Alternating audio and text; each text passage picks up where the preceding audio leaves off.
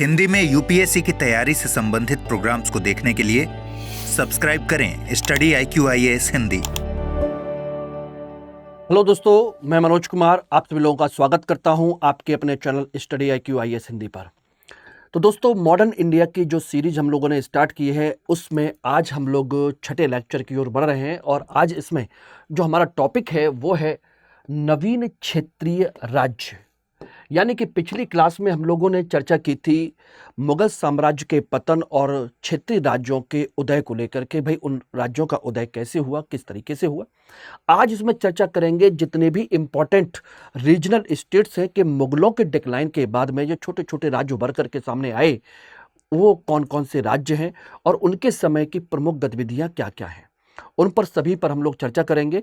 क्योंकि ये जो टॉपिक है, ध्यान रखना दोस्तों, ये प्री एग्जाम के लिए काफ़ी इंपॉर्टेंट है और यहाँ से क्वेश्चंस आपके लगातार बनते रहते हैं। और वैसे भी आप लोगों को पता है ही कि मॉडर्न इंडिया से सबसे ज़्यादा क्वेश्चंस आप लोगों से पूछे जाते हैं हिस्ट्री में। तो चलिए इसको हम स्टार्ट करते हैं बिना किसी देर के एवरीवन, ठीक है। तो इसमें देखिए, सबसे पहले तो आप लोगों के लिए एक जो इन्फॉर्मेशन वो यही है कि स्टडी IQIAS जो है वो आप लोगों के लिए अप्रैल का इवनिंग बैच लॉन्च कर रहा है, ठीक है ना। और लॉन्च जो किया है इसमें बैच की शुरुआत की गई थी आपको 11 अप्रैल से, लेकिन इसे अब 15 अप्रैल तक इसमें एडमिशन आप ले सकते हैं। 15 अप्रैल तक इसको एक्सटेंड कर दिया गया, 15 अप्रैल तक इसमें एडमिशन ले सकते हैं। बैच इंट्रोडक्टरी तौर पर स्टार्ट हो चुका है, ठीक है ना। और इस बैच में वो सभी चीजें, जरूरी चीजें जो आपके सिलेक्शन के लिए हैं, वो सब कुछ इसमें इंक्लूड है। जस्ट लाइक फाउंडेशन क्लासेस बिल्कुल अवेलेबल है, टेस्ट सीरीज इसमें अवेलेबल है, अलग से आपको कोई पेमेंट नहीं देना है, ठीक है ना। प्री की, मेंस की सारी चीजें, प्री के लिए रिवीजन क्लासेस, मेंस के लिए रिवीजन क्लासेस, ये सब कुछ इंक्लूड है। और तो और आप लोगों के लिए प्री और मेंस का दोनों का रेजिडेंशियल प्रोग्राम भी फ्री में अवेलेबल है बिना किसी एक्स्ट्रा कॉस्ट के, ठीक है ना। साथ के साथ आपके लिए इंपॉर्टेंट बुक्स और मटेरियल का कंप्लीट सेट आपके घर पर पहुंचेगा और इसमें कुछ और एक्स्ट्रा पढ़ने की जरूरत नहीं पड़ेगी। इसमें करंट अफेयर क्लासेस, निबंध की क्लासेस, सीसेट की क्लासेस, सब कुछ इसमें इंक्लूड है। इंटरव्यू गाइडेंस प्रोग्राम तक इसमें इंक्लूड है। दो तरह की इसमें मेंटरशिप भी है, आपकी एक पर्सनल मेंटरशिप और फैकल्टी के साथ 1-to-1 मेंटरशिप, ये भी इंक्लूड है। साथ के साथ आपका मंथली जो टेस्ट टॉपर होगा उसको 11,000 रुपए प्राइज मनी जीतने का मौका भी मिलेगा और प्री क्वालिफाई करने पर आपको पूरी फीस रिफंड करने का भी मौका मिलेगा। तो जल्दी से लग जाइए अच्छे तरीके से। और इसमें जो आप बैच ज्वाइन करेंगे उसके लिए आपको MK लाइव कोड यानी कि मेरा कोड यूज करना पड़ेगा, तो आपको डिस्काउंट करके जो फीस पड़ेगी वो पड़ेगी 33,999 रुपए, ठीक है ना। तो अगर कोई भी बात हो तो MK लाइव कोड डाल करके इसको चेक कर लीजिएगा। और इसके अलावा भी कोई डाउट होता है तो फिर आप लोग मुझे यहाँ पर कांटेक्ट कर सकते हैं मेरी मेल आईडी पर और मेरे टेलीग्राम या व्हाट्सएप नंबर पर, ठीक है ना। लेकिन कोर्स परचेज करते समय, कोई बुक परचेज करते समय या टेस्ट सीरीज परचेज करते समय, कुछ भी परचेज करना है, MK लाइव कोड यूज करोगे तो मेरी गाइडेंस तो मिलेगी, साथ के साथ डिस्काउंट भी आपको मिलेगा। और इस टेलीग्राम ग्रुप को जरूर ज्वाइन कर लीजिएगा, ठीक है ना। तो चलिए अब हम लोग बात करते हैं। तो पिछली क्लास में मैंने बताया था कि आपके 3 तरह के राज्य उभर करके सामने आए थे मुगलों के जब कमजोर हो रहे थे लेटर मुगल के समय में। एक उत्तराधिकारी राज्य, दूसरे विद्रोही राज्य, तीसरे स्वतंत्र राज्य। अब कहोगे कि सर आपने इन पर लाल और नीले रंग से इनको अलग अलग क्यों कर रखा है। तो इनके अलग अलग करने के पीछे एक मुख्य कारण है दोस्तों कि ये जो बंगाल है इस पर हम लोग विस्तृत चर्चा करेंगे एक सेपरेट टॉपिक के तौर पर। यानी कि एक एक टॉपिक को हम विस्तृत तौर पर चर्चा करेंगे ब्रिटिश ईस्ट इंडिया कंपनी के साथ मर्ज करके कि भाई कैसे इसका बैकग्राउंड क्या है और आपका ब्रिटिश ईस्ट इंडिया कंपनी ने बंगाल पर अपना नियंत्रण कैसे किया। उसी तरीके से मराठा, सिख और मैसूर, ये 4 बड़े एम्पायर हैं और ब्रिटिश ईस्ट इंडिया कंपनी इन चारों एम्पायर को एक प्रॉपर तरीके से जीतने का प्रयास करती है, उनसे युद्ध करती है। जैसे हम बात करें तो बंगाल में प्लासी और बक्सर का युद्ध, आंग्ल मराठा युद्ध, एंग्लो सिख युद्ध और आंग्ल मैसूर युद्ध, ये विशेष तौर पर आपके बड़े राज्य हैं। तो स्वाभाविक सी बात है कि यहां पर हमको विस्तृत चर्चा करनी होगी, प्री के लिए भी और मेंस के लिए भी, ठीक है ना। और यहां से आपके क्वेश्चंस भी बनते हैं। और जो जो छोटे छोटे राज्य हैं जिनके बारे में आप लोग देख रहे हैं, जैसे ये है हैदराबाद या अवध या जाट या रोहिलखंड या राजपूत या केरल, ये जो छोटे छोटे राज्य हैं, ध्यान रखना दोस्तों, ये आपके सच में छोटे हैं, यानी कि इनमें केवल प्रारंभिक परीक्षा की बेसिक इंफॉर्मेशन, बेसिक सारी चीजें हमको पढ़ने की जरूरत है कि भाई इन राज्यों का निर्माण किसने किया, किसने गठन किया, कहाँ कहाँ पर इनकी राजधानी बनाई गई, या कौन कौन इसके प्रमुख शासक कौन कौन हैं, किस तरीके से हैं। तो ये सारी चीजें हैं। तो एक क्लास में हम लोग चर्चा करेंगे इन सभी छोटे छोटे राज्यों को समेटने की, जहां से आपका प्रारंभिक परीक्षा का या आपके यूजीसी नेट या जेआरएफ वगैरह का जहां जरूरत हो वहां पर इसका यूज कर सकते हो, ठीक है ना। और बाकी इन पर हम लोग विस्तृत चर्चा करेंगे, इन चारों पर एक एक class, separate topic, Anglo Mysore war, Anglo Maratha war, Anglo Sikh war, या बंगाल की विजय ब्रिटिश ईस्ट इंडिया कंपनी की, उस तरीके से, ठीक है ना। तो चलिए फटाफट अपने टॉपिक को आगे बढ़ाते हैं सभी लोग। हैदराबाद नाम तो आप लोगों ने सुना ही होगा। ये वही हैदराबाद जो कभी भारत की आजादी के समय में भारत के साथ मिलना नहीं चाहता था, या तो स्वतंत्र रहना चाहता था, या फिर उसने कहा कि हम पाकिस्तान में इसका विलय करेंगे।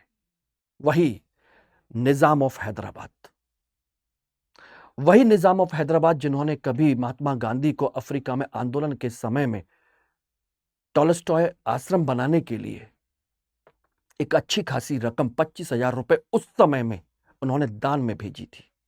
ये वही हैदराबाद, वही हैदराबाद जिसकी बिरयानी बहुत फेमस है, वही हैदराबाद जिसकी चार मीनार बहुत फेमस है, आप लोग जानते होंगे। खैर चलिए हम आज बात करते हैं इतिहास की। तो हैदराबाद राज्य का जो संस्थापक है, संस्थापक आप लोग जानते हैं, नहीं जानते तो सुन लीजिए, नोट कर लीजिए, वो है आपका चिनकिलिच खां। चिनकिलिच खां, चिनकिलिच खां आप के समय में आप जानते हैं निजामुल मुल्क, इनका दूसरा नाम भी है निजाम उल मुल्क भी इसको कहते हैं, ठीक है ना, निजामुल मुल्क। बात आती है कि इसकी स्थापना कब की गई थी, तो वो भी ध्यान रखिएगा। इसकी स्थापना की गई थी आपकी 1724 में। ये टाइम पीरियड है मोहम्मद शाह रंगीला का। और मैंने आपको बताया था कि जब लेटर मुगल्स के समय में तो ईरानी, तुरानी, अफगानी, हिंदुस्तानी, चार अलग अलग गुट मुगल दरबार में सक्रिय हो चुके थे। उनमें से तुरानी गुट चिनकिलिच खां के नेतृत्व में काम कर रहा था, और उसने बहुत कोशिश की कि वहां की सारी व्यवस्थाओं को मैनेज किया जाए। ये वजीर भी बना, सारी चीजें की, सब कुछ रहा, लेकिन वहां का जो दरबारी षड्यंत्र था उसकी वजह से काफी परेशान हुआ। तो इसके संदर्भ में हम बात करें तो चिनकिलिच खां के साथ में 1720 में एक घटना होती है। घटना क्या होती है, इससे दक्कन का सूबेदार बनाया जाता है, दक्कन का सूबेदार बना दिया गया, सूबेदार बनाया गया 1720 में। हालांकि उसके साथ में मोहम्मद शाह रंगीला के साथ में उसने बड़ी भूमिका निभाई थी, सारी चीजें की थी। 1722 में इसे वजीर भी बना दिया गया, वजीर बनाया गया, मुगल बादशाह का वजीर नियुक्त किया गया, ठीक है ना। लेकिन जब इसने वहां का षड्यंत्र देखा, सारी चीजें की, सब कुछ करने के बाद में इसको एक चीज समझ में आ गई, अगर आपको जिंदा रहना है और सरवाइव करना है तो यहां से जाना पड़ेगा। तो कंडीशन ये हो गई कि 1700 के लगभग 1723 में ये वहां से भागा, और शिकार के बहाने इसने शिकार के बहाने भाग गया, ठीक है ना। और भाग करके सीधा कहां पहुंचा, अपने प्रांत में, जो इसको गवर्नर के तौर पर दिया गया था। हालांकि देखिए, आपको पता होना चाहिए कि जितने भी प्रांतपति हुआ करते थे वो सब दिल्ली में रह करके सेवा किया करते थे, उनके अधिकारी उन प्रांतों की देखभाल किया करते थे, ठीक है ना। तो ये भी दरबारी षड्यंत्र से बड़ा त्रस्त होकर के, परेशान होकर के यहां से चला गया, और वहां सारी चीजें हुई। तो वहां जाकर के इसने अपने आप को वहां का काम काज शुरू कर दिया। लेकिन इसी बीच में 1724 में ही मोहम्मद शाह रंगीला को जब पता चला कि इसने धोखा दिया और धोखा दे करके भाग गया है और आना नहीं चाहता है, तो इसने उसको पकड़ने के लिए अपना एक व्यक्ति भेजा, मुबारिज खां को। तो 1724 में मोहम्मद शाह रंगीला ने मुबारिज खां को भेजा,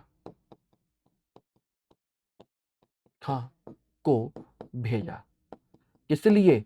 पकड़ने के लिए। लेकिन ये हार गया और निजाम जीत गया, ठीक है ना, जीत गया। और यहां पर हारा, तो हारने का जो एक मैदान था उसका नाम है सकूर खेड़ा का युद्ध। सकूर खेड़ा का मैदान है, वहीं पर एक युद्ध हुआ, और वहां पर ये हार गया। कौन? मुबारिज खां। और निजाम जीत गया।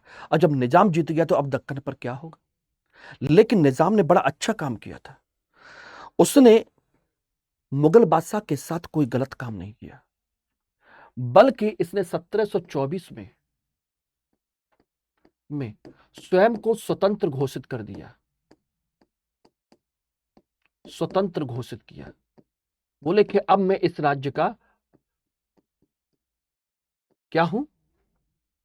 मैं इस राज्य का गवर्नर हूं, राज्यपाल हूं और यहां का निजाम हूं, ठीक है ना। सारी चीजें हो गई और इसने अपनी राजधानी हैदराबाद बना ली, राजधानी हैदराबाद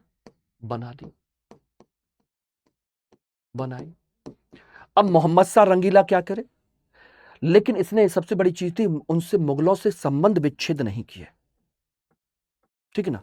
अब मुगल बादशाह की बेइज्जती हो चुकी है, सारी चीजें हो चुकी है, फिर भी 1725 में रंगीला ने, यानी कि मोहम्मद शाह रंगीला ने इसे मान्यता दे दी। बोले कि ठीक है, तुम मेरे अंडर में रहो, सारी चीजें करो, तुम अपना शासन चलाते हो, वहां इंटरनल शासन चलाते रहो, लेकिन मेरे साथ संबंध बनाए रहो और मेरे नाम का खुतबा पढ़ते रहो, ठीक है ना। और सालाना जो मुझे राजस्व देते हो वो देते रहना, बख्शीश कहते हैं, एक तरीके से कह सकते हो कि भाई ये लो, इतना लेते रहेंगे, ठीक है ना। और मान्यता दी, और मान्यता देकर के साथ में इसको उपाधि भी दी, उपाधि आसफ जाह की, आसफ जाह की, निजामुल मुल्क आसफ जाह, यही है उसका पूरा नाम, ये रही।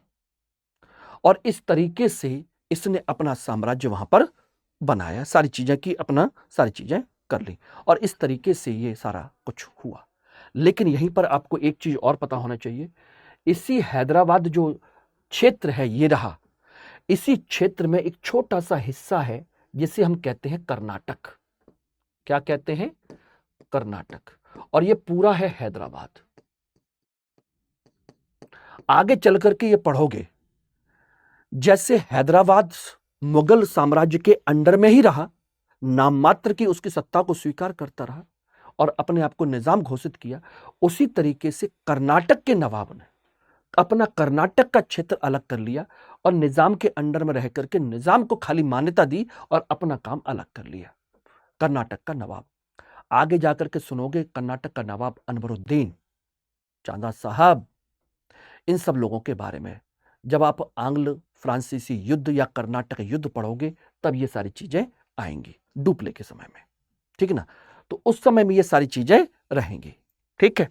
तो उसका एक हिस्सा बन जाएगा। जैसे पूरे मुगल साम्राज्य में से हैदराबाद अपना जैसे शासन बनाया उसने, सेम उसी तरीके से कर्नाटक ने बनाया, निजाम के अंडर में रह करके, ठीक है, ध्यान रखिएगा।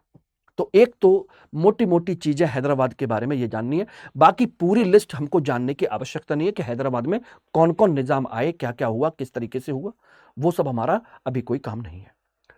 दूसरा राज्य है अवध। अवध का जो संस्थापक है वो है आपका सआदत खां।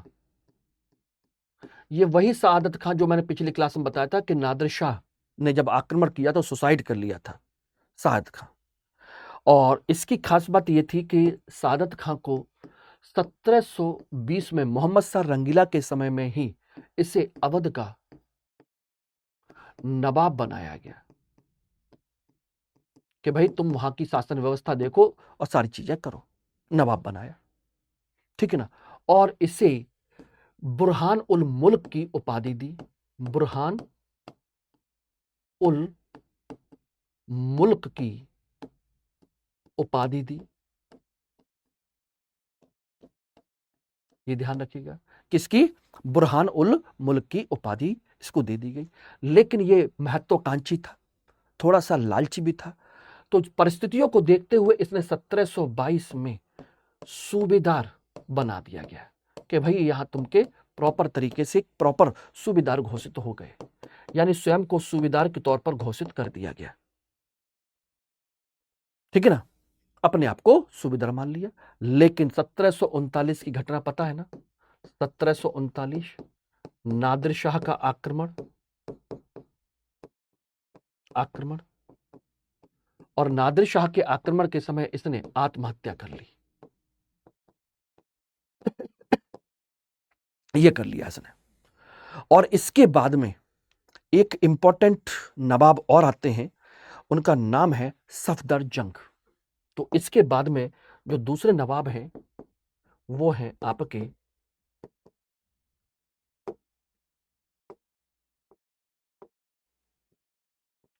सफदर जंग। ये रहे, ये आए। और सफदर जंग को भी मुगल बादशाह ने इनको भी नवाब माना।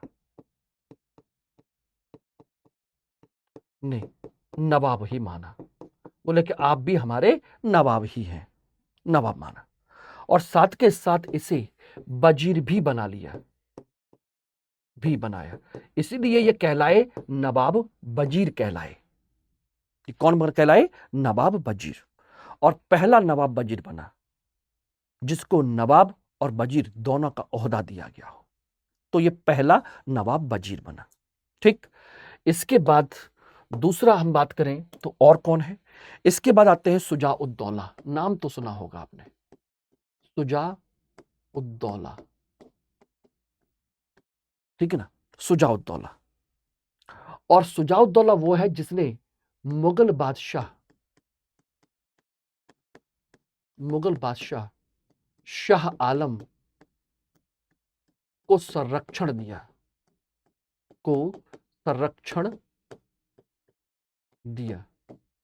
या कह लीजिए कि नाम के लिए संरक्षण दिया। भाई मुगल बादशाह आपको संरक्षण मांगने क्यों आएगा? क्या जरूरत है उसको? बताइए। आपने इनडायरेक्टली उस पर कंट्रोल कर लिया, इनडायरेक्टली, इसलिए उसको बंदी बना के रखा, संरक्षण दिया। और कहां पर? कड़ा इलाहाबाद में, जिसको बाद में जाकर के आपके पेशवा जो है, आपके मराठा पेशवा, वो छुड़ा के लेके जाते हैं। नाना साहब वो छुड़ा करके लेके जाते हैं। इसके समय में 1761 में इसने अब्दाली का साथ दिया। अब्दाली का साथ दिया किसमें? पानीपत के तृतीय युद्ध में, पानीपत थर्ड युद्ध में, जो कि मराठा और अहमद शाह अब्दालियों के बीच हुआ था, ठीक है ना। और इसी ने 1764 में बक्सर के युद्ध में संगठन बनाया। किस किस के बीच में? मीर कासिम जो बंगाल का है, बंगाल, इसको साथ के साथ नोट करते चलिए दोस्तों। मीर कासिम बंगाल, ठीक। दूसरा आपका खुद शुजा-उद-दौला,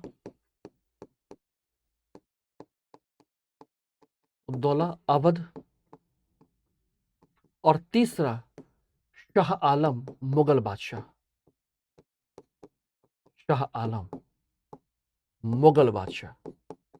और इन तीनों ने संयुक्त रूप से versus British East India company के खिलाफ युद्ध किया, बक्सर का युद्ध। और इसमें ये तीनों हारे। और तीनों हारने के बाद शुजा-उद-दौला ने के साथ 1765 में इलाहाबाद की संधि की गई।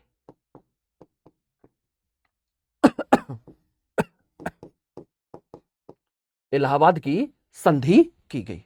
अब कहोगे कि सर इलाहाबाद की संधि तो मुगल बादशाह के साथ की गई थी। जी नहीं दोस्तों, इलाहाबाद की संधि दो की गई है, दो पार्ट में हुई है तो इलाहाबाद की संधि है। एक पहला पार्ट हुआ है मुगल बादशाह शाह आलम के साथ में और दूसरा पार्ट हुआ अवध के नवाब सुजाउद्दौला के साथ में। दो पार्ट में आपकी क्लाइव ने इनके साथ संधि की है, ठीक है ना। और इनसे कड़ा, मानिकपुर, बनारस वगैरह सब ले लिया गया, बहुत सा बड़ा क्षेत्र छीन लिया गया।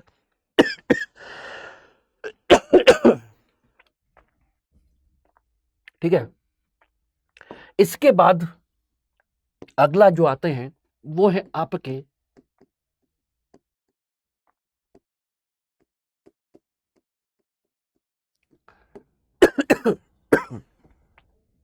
आसफुद्दौला, ठीक है ना। और आसफुद्दौला ने सबसे पहले काम किया राजधानी परिवर्तन। पहला काम इन्होंने राजधानी परिवर्तन किया। कहां से? फैजाबाद से अपनी राजधानी लखनऊ लेकर के आए। फैजाबाद से पहले इनकी राजधानी कहां हुआ करती थी? फैजाबाद में। ये रहे, अवध की राजधानी पहले फैजाबाद हुआ करती थी, ये लेकर के आए, ठीक है ना। और इन्होंने अंग्रेजों की सर्वोच्चता को स्वीकार किया कि सर्वोच्चता स्वीकारी। इनकी सर्वोच्चता को इन्होंने स्वीकार कर लिया। इनके साथ में बनारस की संधि हुई थी, फैजाबाद की संधि हुई थी अंग्रेजों की, और उसमें कह दिया कि ठीक आप ही हमारे सुपीरियर है, आप ही हमारे माई बाप हैं एक तरीके से। और कहा जाता है कि इन्होंने ही 1784 में लखनऊ का इमाम बाड़ा बनवाया था। इमाम बाड़ा बनवाया, ये रहा। तो कुछ खास जितने आपके एग्जाम में क्वेश्चन आ सकते हैं उतना मैं आप लोगों को बताने की कोशिश कर रहा हूं। बाकी तो आप समझते ही हैं, क्योंकि ये राजनीतिक प्रश्न यहाँ पर ज़्यादा है, यहाँ से क्वेश्चन बहुत ज़्यादा तो नहीं बनते लेकिन बनते हैं। और यहाँ पर है अगला सआदत अली खां। सआदत अली खां एक तरीके से कह सकते हैं ये रहे। और इन्हें ब्रिटिश ईस्ट इंडिया कंपनी ने इन्हें राजा की उपाधि दी।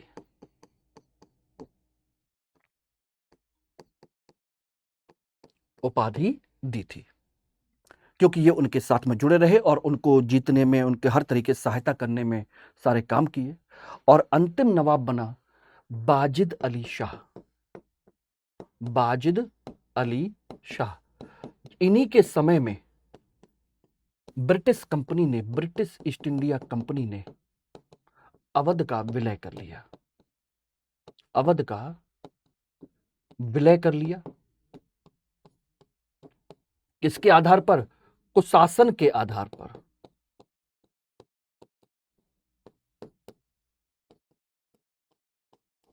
कुशासन के आधार पर इसका विलय कर लिया 1856 में।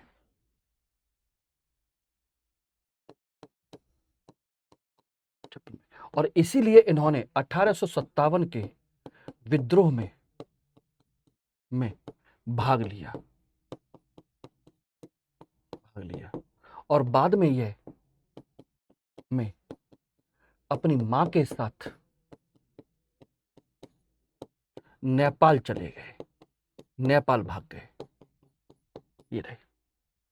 और इस तरीके से अवध की पूरी एक कंप्लीट हिस्ट्री मैंने इंपॉर्टेंट तरीके से आप लोगों को डिस्कस कर दी है। ओके, ध्यान रखिएगा। तो ये सारी चीजें आपके देख सकते हैं। ओके एवरीवन, तो अब तक हमने हैदराबाद और अवध के बारे में डिस्कस कर लिया, और जितना इंपॉर्टेंट जरूरी आपके एग्जाम के पॉइंट ऑफ व्यू से है उतना मैं आपको करा दे रहा हूं। कोई चीज आपकी छूट नहीं रही है, आपका इसी में काम चल जाएगा, ठीक है ना। ध्यान रखिएगा। अब बात आती है अगले राज्य, जाट। मथुरा के जाट। और वैसे भी इस समय सन्नी देओल जो हैं जाट बन के घूम रहे हैं, खूब तबाही मचा रहे हैं दक्षिण भारत में, है कि नहीं? तो उन्हीं जाटों के बारे में थोड़ा सा जानने की कोशिश करते हैं कि ये जो जाट हैं वो कहाँ के हैं।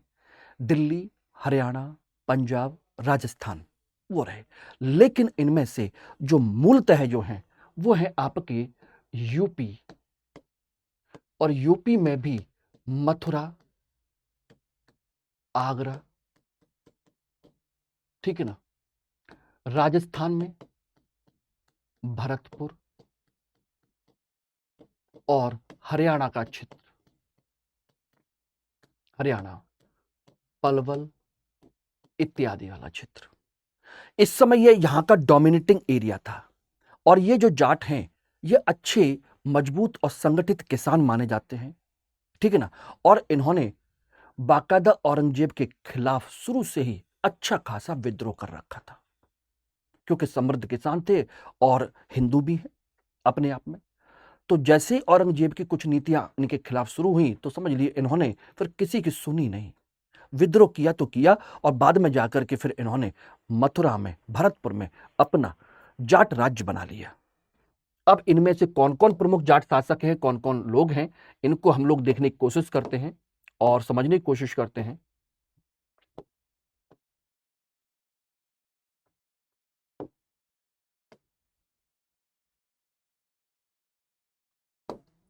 ठीक है, इनमें सबसे पहले आते हैं आपके गोकुल जाट। गोकुल, ठीक है ना। 1669 में इन्होंने राज्य की घोषणा की। 1669 में जाट राज्य की घोषणा की, राज्य की घोषणा। पहले व्यक्ति है गोकुला जाट, ठीक है ना। उसके बाद में आते हैं राजा राम और रामचेरा, राजा राम और रामचेरा, ठीक है ना। ये दोनों भाई हैं, और इनमें से राजा राम ने 1686 में बहुत खतरनाक काम किया औरंगजेब के खिलाफ। इन्होंने सिकंदरा आगरा में, सिकंदरा आगरा में, और सिकंदरा क्या है? अकबर का मकबरा। तो अकबर के मकबरे से अस्थियां निकाल करके उनको जलाया। अकबर के मकबरे से अस्थियां निकालकर जलाया। बोले कि इसको हमने हिंदू बना दिया, क्योंकि औरंगजेब की जो धार्मिक नीतियां थी उसकी वजह से मथुरा का केशव राय मंदिर वगैरह सब तोड़ दिया गया था। तो उसकी वजह से ये काफी वैसे ही गुस्से में थे, और किसानों से थोड़ा सा समस्या तो थी ही। औरंगजेब को टैक्स वैक्स बढ़ा दिए थे, सारी चीजें कर रखी थी, तो वो भी समस्या थी, ठीक है ना। तो अब आप समझ सकते हो। उसके बाद अगला जो शासक आता है इनमें, वो है चूड़ामन। चूड़ामन, इनको आप देखेंगे तो इन्होंने क्या किया, इन्होंने 1690 में भरतपुर भरतपुर राज्य की नींव रखी। भरतपुर राज्य की नींव रखी, ये रही। तो भरतपुर राज्य का निर्माण किसने किया? इन्होंने। साथ के साथ इन्होंने थीम का दुर्ग भी बनवाया, का दुर्ग भी बनवाया, ये रहा। थीम के दुर्ग का निर्माण भी किया इन्होंने, ठीक है ना। ये इनके समय की महत्वपूर्ण चीज ये रही। उसके बाद आ जाइए तो चौथे कौन है? एक है मुखम सिंह। मुखम सिंह, चूड़ामन के बाद में आते हैं मुखम सिंह। और ध्यान रखना दोस्तों, इनमें से मैं क्यों लिखवा रहा हूं इस तरीके से, क्योंकि ये कभी भी सीक्वेंस में भी क्वेश्चन आपसे पूछा जा सकता है, ठीक है ना। इनके समय की घटना है 1721 की। 1721 में जयपुर के राजा जयसिंह ने इन पर आक्रमण किया और इन पर क्षेत्र पर कब्जा कर लिया। जयपुर के राजा जयसिंह ने राजा जयसिंह ने इनके क्षेत्र पर कब्जा किया। अब कहोगे कि कब्जा क्यों कर लिया, वो यहां क्यों आए? एक्चुअल में औरंगजेब की तरफ से वो युद्ध करने के लिए आए थे। ऐसा नहीं कि वो अपनी मर्जी से आए, जयपुर में है चलो भरतपुर पे इधर अटैक कर देते हैं, ऐसा नहीं है, ठीक है ना। तो ऐसा कोई कंडीशन नहीं थी। और जब इनके राज्य को जीत लिया तो इनकी जगह पर आपके मुखम सिंह के बाद में यहीं पर आए थे आपके बदन सिंह। और बाद में जाकर के राजा जयसिंह को थोड़ा सा अपनी गलती का एहसास हुआ, सारी चीजें हुई, तो इन्हें सोचिए 1721 में ही जयसिंह ने इनका राज्य या क्षेत्र वापस कर दिया और मित्रता कर ली, वापस किया। बोले मित्रता कर ली, बोले हमें कोई दिक्कत नहीं है और हमसे शायद सुनने समझने में गलती हुई हो, और इन्हें साथ के साथ में इस क्षेत्र का सूबेदार भी बनाया बोले कि तुम सूबेदार हो, ठीक है ना। और इनके बदन सिंह के समय में यह हुआ कि इन्होंने कई दुर्ग बनवाए। जब देखा कि इस तरह के चीजें हो रही हैं तो इन्होंने कई सारे दुर्ग भी बनाए। और वो कौन कौन से दुर्ग हैं? इनके दुर्ग हैं भरतपुर के, डीग के, कुम्हेर के, बेद के। भरतपुर, डीग, कुम्हेर और वेद, ये 4 किले आज भी आप देकर के जाकर के देखोगे तो आज भी मौजूद हैं और अभेद्य किले माने जाते हैं, ठीक है ना। और इन्होंने ही, ध्यान रखिएगा, अब्दाली ने इनको राजा भी माना था। अब्दाली ने इन्हें राजा की उपाधि दी।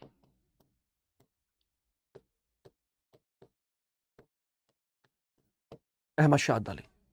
अब कहोगे सर इस समय अब्दाली आ गया था? लंबे समय तक ये रहे थे और अब्दाली आपके पंजाब के इलाके में अटैक करता ही रहा था। वो तो अलग बात है, 1761 में सबसे लास्ट में आपके हुआ युद्ध पानीपत का, लेकिन उससे पहले भी अब्दाली इस क्षेत्र में आता रहा है, ठीक ना। काफी लंबा इनका समय रहा था, इसलिए बता दे रहा हूं। अगला है सूरजमल। इनके बाद आते हैं आपके सूरजमल, और इन्हें कहा जाता है जाट जाति का अफलातून। जाट जाति का अफलातून कहते हैं इनको। कहते हैं कि सबसे ज्यादा दिमाग वाला व्यक्ति है, सारी चीजें हैं। और इन्होंने ही 1761 में मराठों को सहायता देने की कोशिश की थी, मराठों को सहायता पेश की, ये रही। लेकिन वो अलग बात है कि मराठों ने इनको नहीं स्वीकारा, ठीक है ना, इनको नहीं स्वीकारा। और उसके बाद आते हैं जवाहर मल और रणधीर सिंह। सबसे लास्ट में आते हैं आपके एक और, जिन्हें हम कह सकते हैं जवाहर मल और रणधीर सिंह, रणधीर, ठीक है ना। और इन्होंने अंग्रेजों की अधीनता स्वीकार की अधीनता स्वीकारी और अपना राज्य किसी तरीके से बचा लिया। तो ये है पूरा का पूरा एक सीक्वेंस शासकों का, जाट शासकों का, सारी चीजों का, और उस समय उनके समय की इंपॉर्टेंट इंफॉर्मेशन जो उनके एग्जाम के पॉइंट ऑफ व्यू से आपके लिए काम आ सकती है, ठीक है ना एवरीबॉडी। इसके बाद हम बात करें तो हम देख सकते हैं आपके रुहेलखंड के बारे में। रुहेलखंड में आपके छोटे छोटे इस क्षेत्र में 2 एक राज्य बने थे लगभग 1721 में। रुहेलखंड यानी कि बरेली के क्षेत्र में, बरेली में आपके देखेंगे तो अली मोहम्मद खां अफगानी था, अफगानी अली मोहम्मद खां ने अपना राज्य स्थापित किया। ये रहा रुहेलखंड बरेली यूपी में, उसने यह स्थापित किया। और लगभग इसी समय पर आपके फर्रुखाबाद में, ये भी गंगा नदी किनारे आपके यूपी में है, फर्रुखाबाद यूपी। और यहां पर भी एक बंगश पठान है, बंगश पठान, इन्होंने भी अपना एक राज्य बनाया। और संस्थापक कौन है? मोहम्मद खां बंगश, मोहम्मद खां बंगश, ये रहे। इन्होंने इसकी स्थापना की, लगभग समय वही है 22-23 के आसपास में, फर्रुखाबाद में। ये छोटे छोटे राज्य इन्होंने बनाए थे, ठीक है ना, ये रहे। इसके बाद हम बात करें तो अगला शासक जो वंश है, छोटा सा राज्य एक है राजपूत वंश। राजपूतों में कोई ज्यादा खास नहीं था इस समय, सिर्फ और सिर्फ एक राजपूत राजवंश है जिसके बारे में थोड़ी सी चर्चा की जाती है, और वो है आपके आमेर या जयपुर, जयपुर के राजा जय सिंह। और इनके बारे में मैंने आपको बताया था कि इन्हें किसने कौन सी उपाधि दी थी, ठीक है ना, तो आपको पता ही है, वो मैं आपको बता ही चुका हूं। इन्हें मिर्जा राजा की उपाधि दी गई। मिर्जा राजा की उपाधि किसने दी थी? याद है नहीं आप लोगों को? क्यों भाई, किसने दी थी? ये दी थी आपके जहांदार शाह ने, जहांदार शाह ने। और दूसरी उपाधि कौन सी थी? सवाई की, सवाई की उपाधि।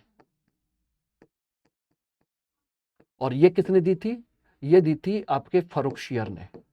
सही है गलत है? फर्रुखशियर ने इनको उपाधि दी थी। बात ये नहीं है, बात है इनके समय की कि आखिर ये है कौन। देखिए, ये एक बहुत बड़े, कहा जाए, समाज सुधारक हैं, वैज्ञानिक हैं, समाज सुधारक, साथ के साथ ये वैज्ञानिक भी हैं, खगोल विज्ञानी भी हैं, ठीक है ना। और साथ के साथ तीसरा हम कह सकते हैं कि यह स्थापत्यकार भी हैं, स्थापत्यकार। इन्होंने वैज्ञानिक विधि के आधार पर, वैज्ञानिक विधि के आधार पर,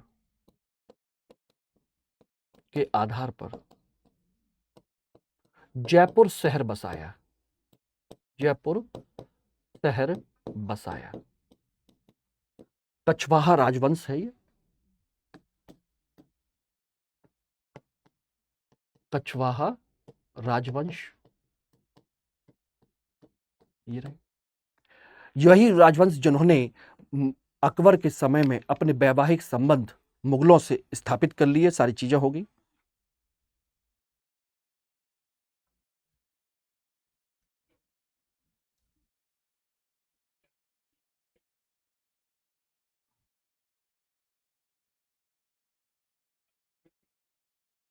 ठीक है, ये हुए। वैज्ञानिक के आधार पर देखें तो इन्होंने क्या किया? इन्होंने, ये बेसिकली एक खगोल शास्त्री थे। कौन थे? खगोल शास्त्री, शास्त्री थे। इन्होंने 5 वेधशालाएं बनवाई।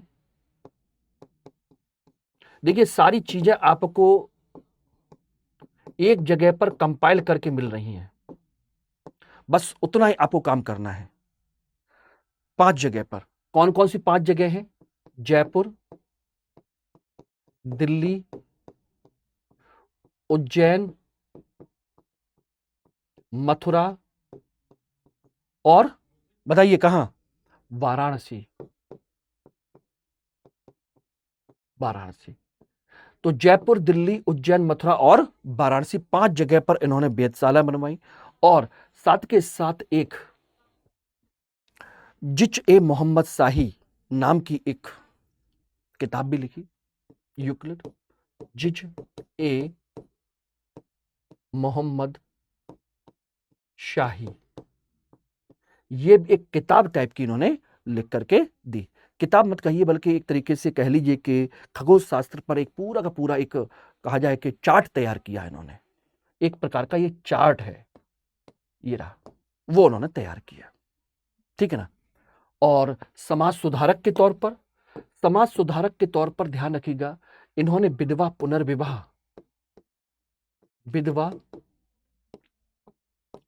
पुनर्विवाह को समर्थन दिया कि भाई इनको बढ़ावा देना चाहिए, ठीक है ना। बाल विवाह पर रोक लगाने की कोशिश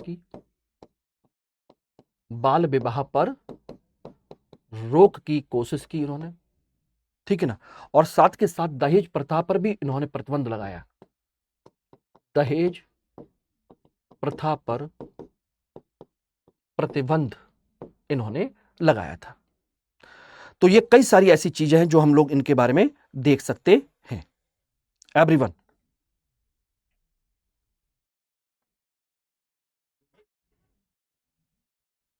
ठीक है ना।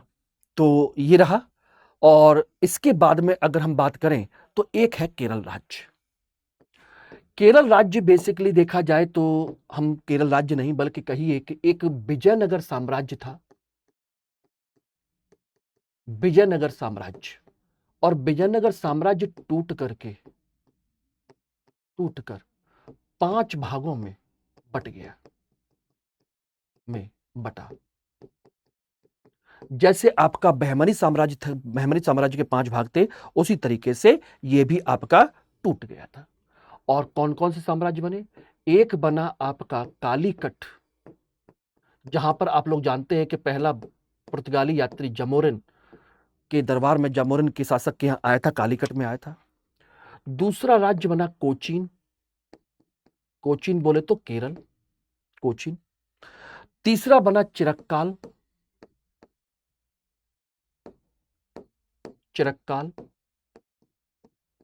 चौथा बना मैसूर, कौन सा बना? मैसूर। और 5वां बना आपका त्रावणकोर। इस तरीके से विजयनगर जो है आपके 5 भागों में टूट गया था, ठीक है ना। और मैसूर तो जानते हो वड़यार वंश आपका शासक बना। त्रावणकोर, कोचीन दोनों मिल करके बाद में एक हो गए, ठीक है ना। और यहीं पर है वो शासक आपके, यही है, ये बेसिकली त्रावणकोर ही है, त्रावणकोर। बाद में इसमें कोचीन भी विलय हो गया। और यहां पर थे वर्मा वंश इस पर एक तरीके से शासन कर रहा था, इसको बनाया। और उसमें शासकों के नाम आप जानते होंगे, मार्तंड वर्मा, राम वर्मा और रवि वर्मा। 3 शासकों के नाम आपको दिखाई देंगे। मार्तंड वर्मा, दूसरे राम वर्मा, और तीसरे प्रसिद्ध चित्रकार रवि वर्मा। यही है प्रसिद्ध चित्रकार। वर्ल्ड फेम, इनकी पेंटिंग आज भी अगर कहीं पे मिल जाए छोटी मोटी भी, समझ लीजिए वो सब कुछ, समझिए करोड़ों की पेंटिंग है वो। त्रावणकोर राजधानी के साथ में इसको उन्होंने सीमा कोचीन तक इन्होंने क्या कर लिया, अपना विस्तार कर लिया। और इन्होंने अपनी सेना को पश्चिमी मॉडल पर तैयार किया बाकायदा पूरा। और त्रिवेंद्रम को इन्होंने, मार्तंड वर्मा ने त्रिवेंद्रम को संस्कृत शिक्षा का केंद्र बनाया, संस्कृत शिक्षा का केंद्र बनाया, ठीक है ना। ये बहुत बड़ा, और काफी बड़े लेवल पर इन्होंने मलयालम साहित्य को भी बढ़ावा दिया, मलयालम साहित्य को बढ़ावा दिया। ये इनके समय की बहुत अच्छी इंपॉर्टेंट चीजें हैं। तो कुल मिलाकर के ये सभी इंपॉर्टेंट छोटे छोटे जितने भी राज्य हैं उनके बारे में मैंने आपको बता दिया, जहां से आपके क्वेश्चन बन सकते हैं, ठीक है ना। बाकी हम जो विस्तृत जो बड़े शासक हैं, बड़े राज्य हैं, उनके बारे में हम अलग से चर्चा करेंगे। उम्मीद करता हूं कि आपको समझ में आए होंगे। तो इसको आप लोग देख लीजिएगा। और ये एक क्वेश्चन है जो प्रीवियस ईयर में पूछा गया, जो मैंने कहा था कि हम लोग इसमें पीवाईक्यूज भी आपको ऐड करते जाएंगे। 2021 में क्वेश्चन पूछा गया और इस तरीके से क्वेश्चन आपसे पूछे जाते हैं। हैदराबाद राज्य से अर्काट की निजामत का उदय हुआ, 1, विजयनगर साम्राज्य से मैसूर राज्य का उदय हुआ। 2, रुहेलखंड राज्य का गठन अहमद शाह दुर्रानी यानी कि अहमद शाह अब्दाली के द्वारा अधिकृत राज्य क्षेत्र में से हुआ। बताइए कौन कौन सा सही है? केवल 1 और 2, केवल 2, 2 और 3 और केवल 3। बताइए कौन सा सही है? अब आप बताइए। और ऐसा नहीं कि मैंने ये से चीजें आपको मैंने डिस्कस नहीं की, और क्वेश्चन भी बन रहे हैं पूरे इसी तरीके से, आराम से देखेंगे। तो हैदराबाद राज्य से अर्कोट की निजामत का नहीं, अर्कोट ऑलरेडी देखिए अलग से बना था। हैदराबाद से ध्यान रखिएगा, मैंने आपको बताया था कि कर्नाटक इसके अंदर में था, अर्कोट नहीं है, इसलिए यह गलत है। तो ये तो नहीं हो सकता, यानी कि पहला गलत। अब बचे इन 3 में से। विजयनगर साम्राज्य से मैसूर राज्य का उदय हुआ, ये तो मैंने आपको बताया 5 भागों में टूट गया था। तो आपका इन दोनों में से अब आपका बन गया ये, ठीक है ना, ये भी गलत हो गया, यानी कि तीसरा मतलब ये ऑप्शन नहीं है। अब रुहेलखंड राज्य का गठन अहमद शाह अब्दाली के द्वारा, अहमद शाह अब्दाली का पहला आक्रमण आपके 1748 में हुआ, जबकि रुहेलखंड राज्य का गठन 1721 में हो गया, और मैंने आपको बताया भी है, इसलिए ये भी गलत है।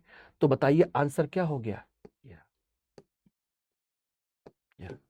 और इसी तरीके से आपको पढ़ने की आवश्यकता है। थोड़ा सा कंसंट्रेट करोगे, आपके एग्जाम के क्वेश्चन कहीं बाहर नहीं जाएंगे, श्योर, ठीक है ना। और आप लोग एक चीज ध्यान रखिएगा, मेरे साथ इसी तरीके से चाहते हैं कि प्रॉपर तरीके से आप पढ़ाई करें, एग्जाम दें और प्रॉपर आईएएस बने, तो उसके लिए चाहिए 300+ मार्क्स ऑप्शनल में। और इतिहास एकमात्र ऐसा विषय है जो हिंदी माध्यम के सभी अब तक के केवल 1 साल छोड़ करके हिंदी माध्यम के जितने भी टॉपर बने हैं, सबका ऑप्शनल सब्जेक्ट हिस्ट्री रहा है। जो आप देखेंगे 3rd rank Kiran Kaushal, 5th rank Ajay, और 6th रैंक से लेकर के 19 रैंक से लेकर के ये सब आपके सब हिस्ट्री ऑप्शनल वाले सब्जेक्ट वाले टॉपर हैं। और इसमें आसानी से आप 300+ नंबर मेरे साथ आप ला सकते हैं, आसानी से। तो आराम से इसमें जुड़िए, मेरे साथ पढ़िए और आराम से करिए। और इसमें अभी आपका 15 तारीख तक इसमें एडमिशन हो सकता है, जल्दी कीजिए। MK लाइव कोड यूज करके इतने डिस्काउंट पर आप अपना एडमिशन लीजिए और अपनी जर्नी को तैयार कीजिए, क्योंकि ऑप्शनल सब्जेक्ट एक ऐसा सब्जेक्ट है जो आपको 60-70% तक नंबर दे सकता है। और GS समझ लीजिए, कितनी भी मेहनत करिए तो भी 50% से ज्यादा नंबर नहीं आएंगे, लेकिन वो भी जरूरी है, ऐसा नहीं है, लेकिन ये आपके रैंक को बढ़ाने के लिए काम करता है। अब आप समझ लीजिए, ठीक है ना।